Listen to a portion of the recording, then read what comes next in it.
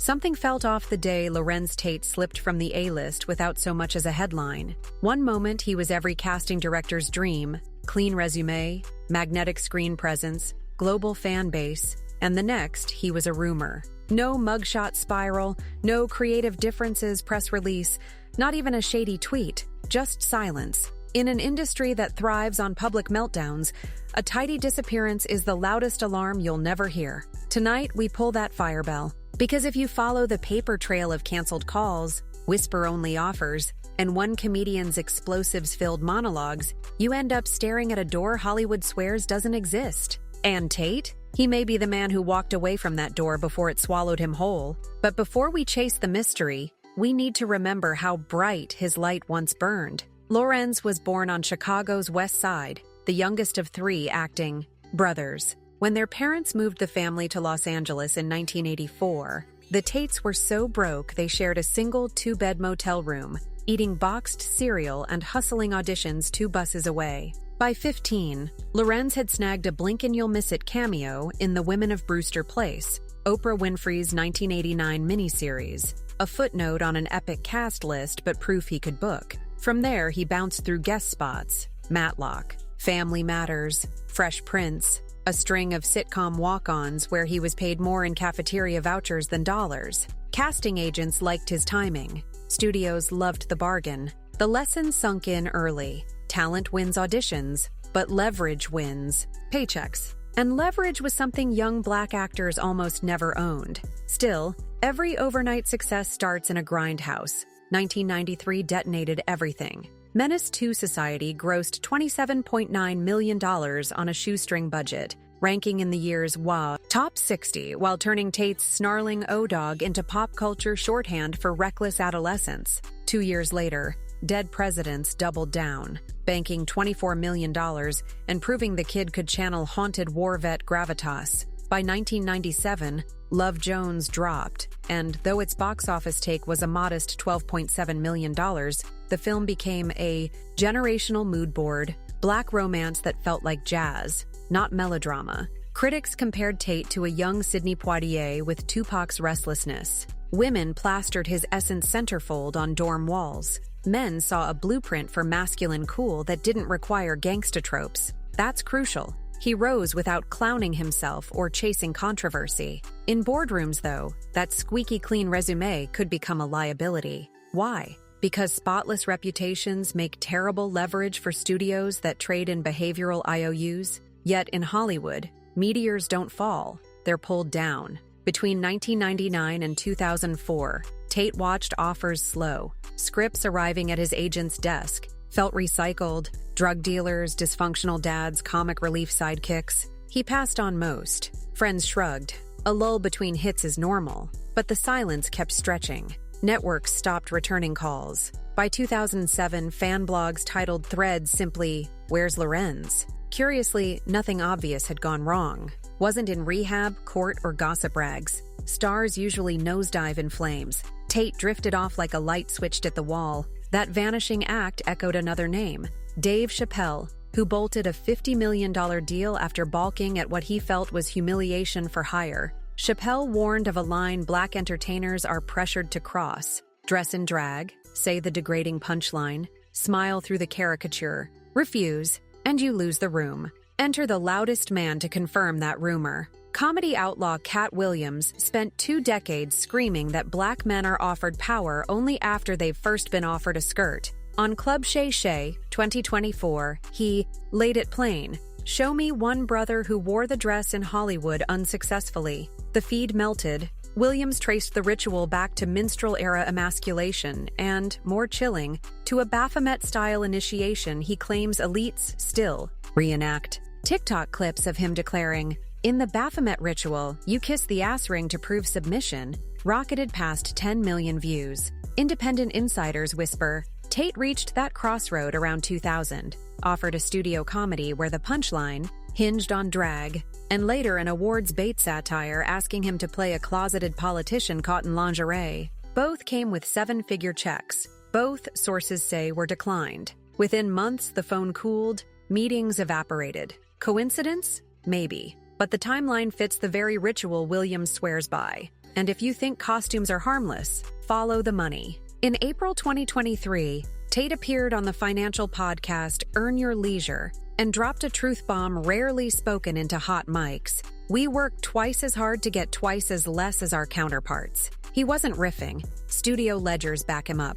A 2021 UCLA study showed top-tier Black actors receive, on average, 25 to 40% lower base pay than white leads with identical box office averages. Tate added that executives had long claimed Black stories don't travel overseas, only for him to discover his 90s films selling out DVD bins in Germany, profits he never shared. His words echoed Taraji P. Henson, who broke down on the SiriusXM in December 2023. "The math ain't mathing," she sobbed, and briefly considered quitting acting altogether. The pattern is brutal. Speak up, get branded difficult, stay silent, stay underpaid. Tate chose door number 3. Expose the math and walk away from lowball offers. But paychecks are symptoms. Gatekeeping is the disease. Director Spike Lee once sneered, "Hollywood is comfortable with Black pain, not Black power." Studios happily bankroll trauma tales, plantations, gang wars, because they reassure the status quo. But a poised Black romantic lead who keeps his dignity, that lane is gated and only one occupant at a time gets a key. In the 90s, it was Denzel. By the 2000s, Will Smith. Lately, Michael B. Jordan. Everyone else circles sidekick purgatory. When Tate's rise threatened that quota, execs could either widen the lane or nudge him off the road. History suggests which option they picked. And that's before you add a layer many dismiss as superstition. Some people roll their eyes at the dress test theory, others see a pattern too neat to ignore. Tyler Perry slipped into Medea's floral frock and built a billion-dollar studio empire. Martin Lawrence found his biggest box office payday in a wig and padded suit. Kevin Hart parodied runway divas on Saturday Night Live and parlayed the buzz into a multimedia juggernaut. One case could be coincidence, but 3, 4, 5 in a row? That's when the whispers start sounding logical. Comedian Katt Williams argues the costume is less about comedy and more about compliance.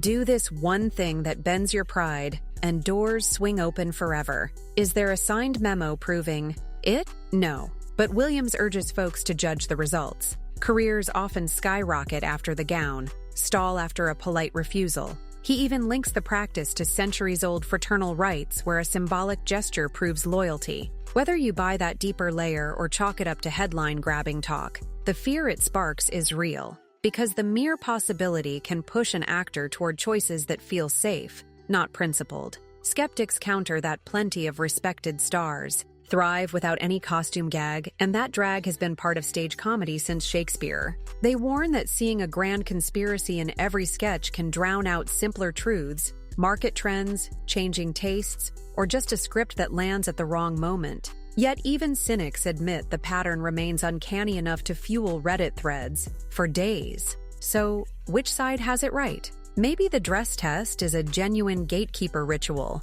Maybe it's a self-reinforcing myth that persists because we keep pointing to the same examples. Either way, it raises a sharper question. What does it cost to own your image in an industry built on selling it? Next up, we follow Lorenz Tate when he chose the harder road, and learn how walking away became his quiet superpower. While trade papers called him inactive, Tate was experimenting where gatekeepers had no jurisdiction. He headlined stage tours, voiced video game anti-heroes, and beneath the radar launched Tate Men Entertainment with brothers Lamard and Laron, an ownership-first micro-studio focused on digital audio dramas like Bronzeville and indie thrillers shot in Atlanta's tax havens. Then 2018 Starz crime saga Power cast him as Councilman Rashad Tate, a crooked politician polished enough to mirror real-world kingmakers. The role finally gave him weekly series visibility, but at a price he admitted was peanuts up front. His deal was back-end heavy, points on syndication, foreign sales, merch. By 2024, those back-end checks dwarfed many one-off paydays he'd been denied 15 years earlier. Integrity didn't make him rich overnight, but it built compound interest the gatekeepers couldn't touch. Hollywood noticed and tried a different squeeze. When Starz announced Power Book Phoebe Influence, a Tate-centric political thriller, fans erupted. Then, in August 2022, the network quietly killed it. Programming chief Catherine Busby offered no details. Trade analysts blamed creative realignment, but Reddit threads buzzed. Was a story about black political clout too risky? Did Tate's outspoken interviews spook advertisers? Screen Rant hinted execs felt Rashad's arc had already played out, a flimsy excuse for shelving a ready-made fanbase. The cancellation tracked a pattern. Tate steps closer to creative control, and the rug moves, so he pivoted, again. 2024 saw Tateman ink a limited series with Peacock about Black Wall Street entrepreneurs. Netflix bought global rights to the tape vault of his 1990s classics, giving Tate residual leverage he never saw from DVD days. He told Yahoo's The Talk he'd rather own a slice than rent the meal. Meanwhile, he mentors emerging filmmakers through Howard University's CTDI Fellowship, using Backlot Nightmares as cautionary curriculum. In interviews, he's blunt. We don't own enough platforms, so everybody jams through one keyhole. His strategy is to build new doors, podcasts, streaming co-ops, even a planned Chicago soundstage funded by Midwest Venture Capital. For a man Hollywood ghosted, he's arguably more influential now than when magazines forecast an Oscar run. That influence forces us to revisit the original question. If Larenz Tate truly faced a dress code ultimatum, his refusal exposed a machine that still values control over creativity.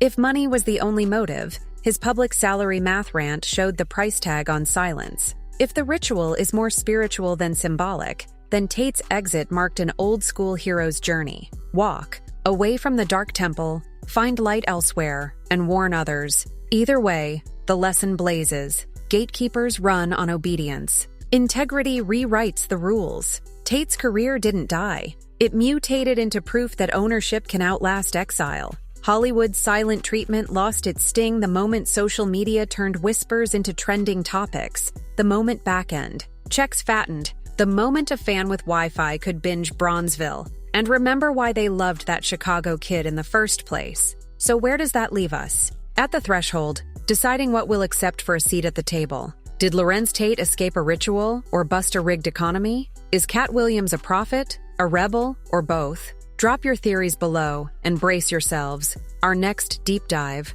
uncovers the Oscar winner who took the deal and lived to regret every glorious statue. Stay curious, keep your soul intact, and remember, silence is seldom empty. It's usually engineered.